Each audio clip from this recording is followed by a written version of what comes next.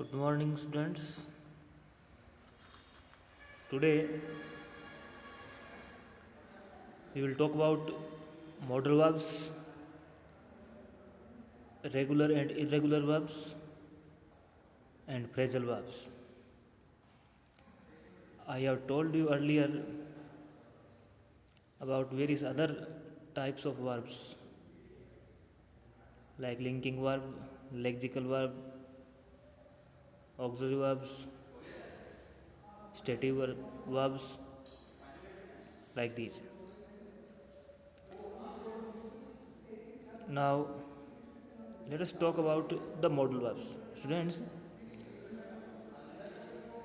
this topic, the modal verbs, we will deal with it in detail in coming classes. For your easy introduction, today I will tell you in brief about the topic. Modal verbs are auxiliary verbs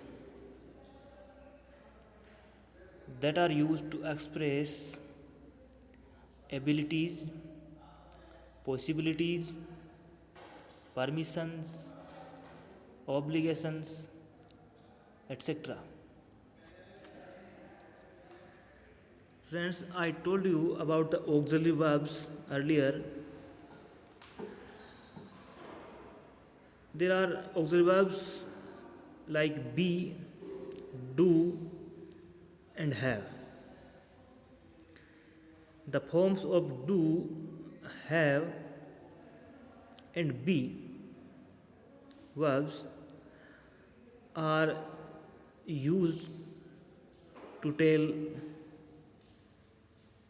time and voice of the sentence. They are the functional words.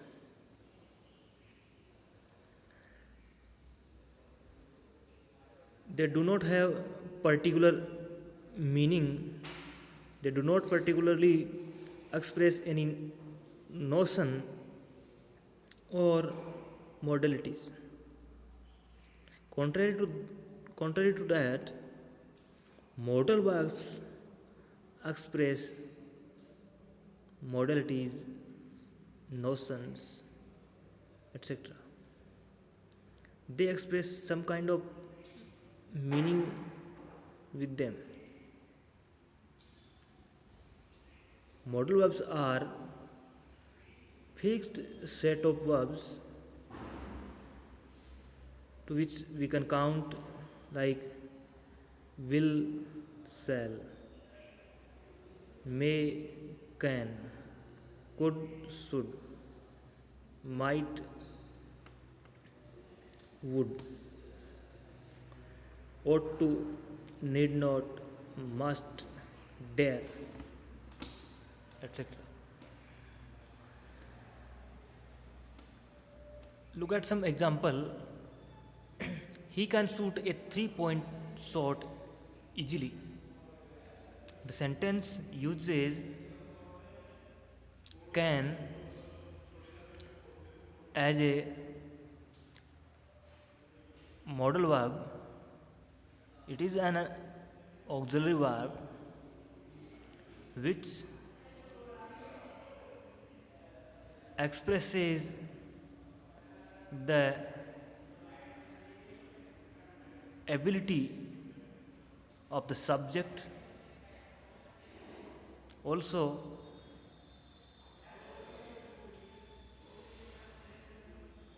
the time.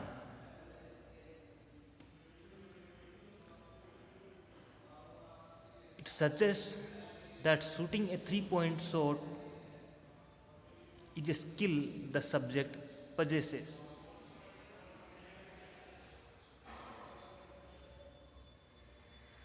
If we use different modal verb within this same sentence,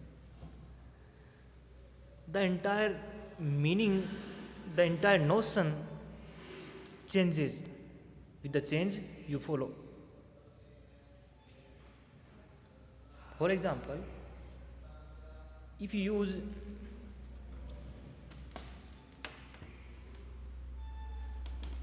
will instead of can, the sentence becomes he will shoot a 3-point shot easily. Then the sentence expresses a different meaning.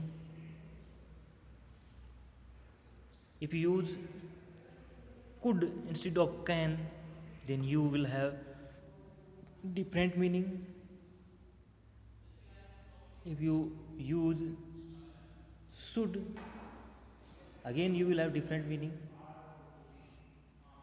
So, modal auxiliary verbs express, they contain some kind of notion with them. About these modal auxiliary verbs, in coming sessions we will talk in detail which modal verb is used to express what notion. Now let us look, let us talk little bit about the regular verbs and irregular verbs. Dear students, regular verbs are those verbs which make their past form and participle form by simply adding ed letter after themselves. So, for example, the verb reach is a regular verb because when we make past form and past participle form, we use ed after the base verb reach. The result comes out as reach as the first form, reached as the past form, and reached again as the past participle form. But students, think about the verb go. The usual way to make past and past participle form that I have told you earlier is to add ed after the base word. But there are some verbs which do not take ed after them, but instead the word entirely changes. For example, the verb go, the past form is went, past participle form is gone. So, I think you have understood that those verbs which do not take ed after them to make their past or past participle form, they are irregular verbs. Some verbs are same in the past form, present form, and the past participle. For example, put. In this way, we can easily identify the regular verbs and irregular verbs. There are some more examples of the irregular verbs. You can see those at the screen. Eat, ate, eaten. Think, bring, hold, bear, buy, lay, catch, drive, paid, feel, read. You can see the examples at your screen. I take my time when I go to the shops.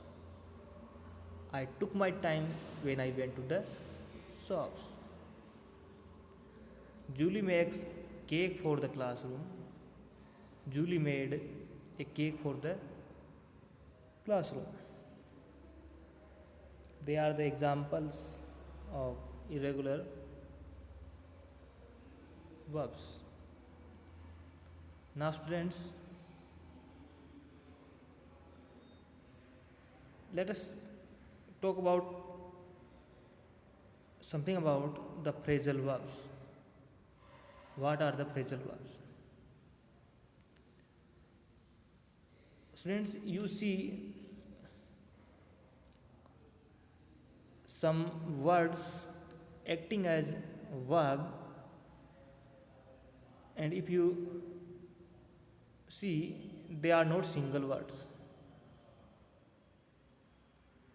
Instead, they are combination of words that are used together to take on a different meaning to that of the original verb.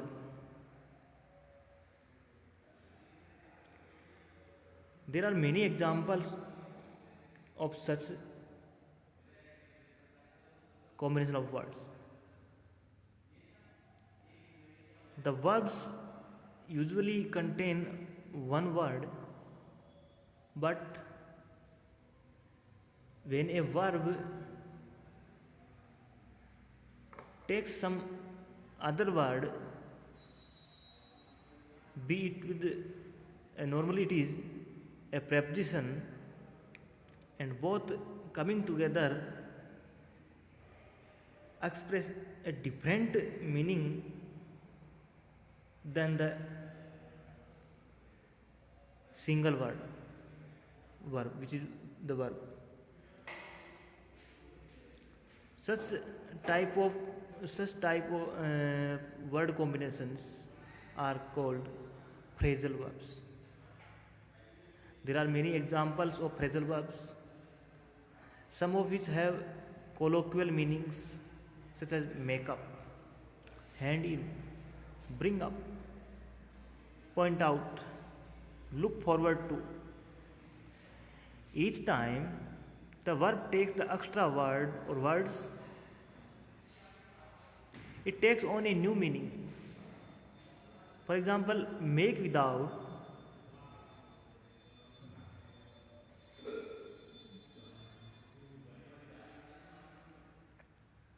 the up expresses that something is being created, whereas with make up,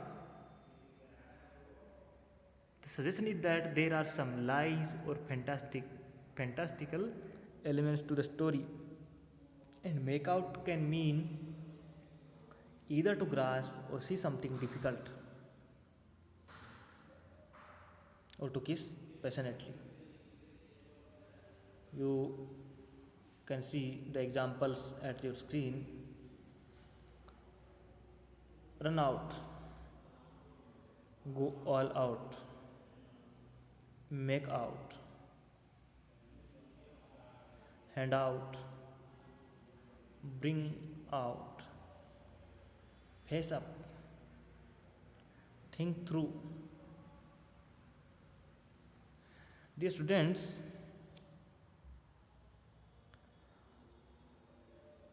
for the